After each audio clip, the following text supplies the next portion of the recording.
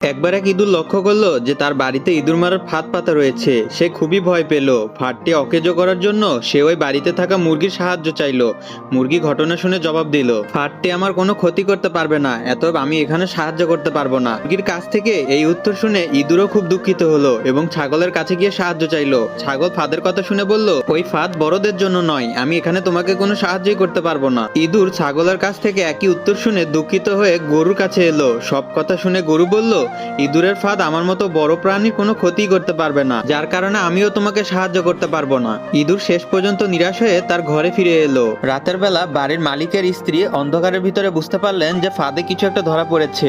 অন্ধকারের ভিতরে ফাঁদের কাছে হাত দিতে উনি একটা কামড় খেলেন এবং দেখলেন ফাঁদে ইঁদুরের বদলে সাপ ধরা পড়েছে। তার চিৎকারে বাড়ির মালিকের ঘুম ভাঙলো। তাড়াতাড়ি ডাক্তার ডাকা হলো। চিকিৎসা শুরু হয়ে গেল, কিন্তু অবস্থা মোটেও ভালো না। ঔষধ হিসেবে ডাক্তার মুরগির স্যুপ খাওয়াতে বললেন। স্যুপের জন্য বাড়ির মালিক মুরগিকে জবাই করে দিলেন। অবস্থা আস্তে আস্তে আরো খারাপ হতে লাগলো। দূর দূরান্ত থেকে আরো অনেক আত্মীয় স্বজন আসতে লাগলো।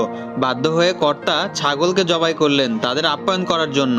আরো ভালো চিকিৎসার জন্য অনেক টাকার দরকার হতে লাগলো। অবশেষে বাড়ির কর্তা তাদের গরুটিকে কসাইখানায় বিক্রি করে দিল। একসময় বাড়ির কর্ত্রী সুস্থ হয়ে উঠলো, আর এই সমস্ত কিছু ইঁদুরটি তার ছোট্ট ঘর থেকে পর্যবেক্ষণ করলো। এই গল্প থেকে আমরা শিখতে পারি, কখনো যদি কোনো মানুষ বিপদে পড়ে থাকে তাকে ফিরিয়ে দিও না, কারণ তুমি কখন বিপদে পড়ে যাবা সেটা নিজেও বলতে পারবা না। কথায় আছে না, বিপদ কখনো বলে আসে না। আর হ্যাঁ গাইস, এতক্ষণ যারা ভিডিও দেখছো অবশ্যই ভিডিওতে লাইক করে দিবা। ফলো না করা থাকলে অবশ্যই ফলো বাটনে চাপ দিবা।